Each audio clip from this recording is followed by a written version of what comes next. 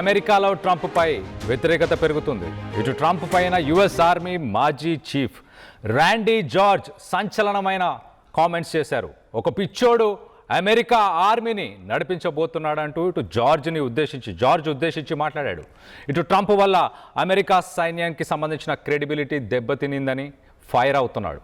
నిన్న జార్జ్ని ఆకస్మికంగా ఇటు పదవి నుంచి ట్రంప్ తొలగించేశాడు.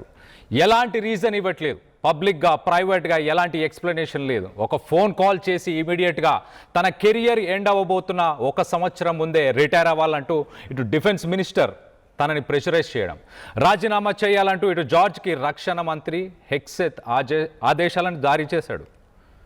ఇటు యుద్ధం విషయంలో ఇటు జార్జ్ని నమ్మలేమని ఇటు రక్షణ మంత్రి చెప్పుకొస్తున్నాడు. రాజీనామా చేసిన కొద్దిసేపటికే ఇటు ట్రంప్ని ఒక పిచ్చివాడన్నాడు జార్జ్. అధ్యక్షుడి హోదాలో ఇటు ట్రంప్ అనాలోచిత నిర్ణయాలు తీసుకుంటున్నాడు.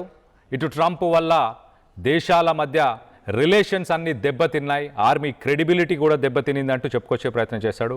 ఒక్కసారి ఇటు ర్యాండీ జార్జ్ అతని గురించి కూడా కొంత చెప్పే ప్రయత్నం చేస్తా. ఇటు ర్యాండీ జార్జ్ ఇటు ఇరాక్ యుద్ధంకి సంబంధించి టూర్స్లో పాల్గొన్నాడు, అలాగే ఇటు ఆఫ్ఘనిస్తాన్ టూర్స్లో పాల్గొన్నాడు.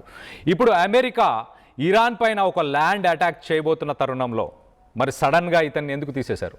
ఒక రక్షణ మంత్రి తర్వాత ఆర్మీకి ఎలాంటి ఇన్స్ట్రక్షన్స్ వెళ్ళాలన్నా మధ్యలో ఉండి ఆ డెసిషన్ తీసుకునే పర్సన్ ఈ ర్యాండీ జార్జ్. అలాంటి ర్యాండీ జార్జ్ని ఇప్పుడు ఆల్ ఆఫ్ ఎ సడన్ పక్కన పెట్టడంపై విమర్శలు వస్తున్నాయి.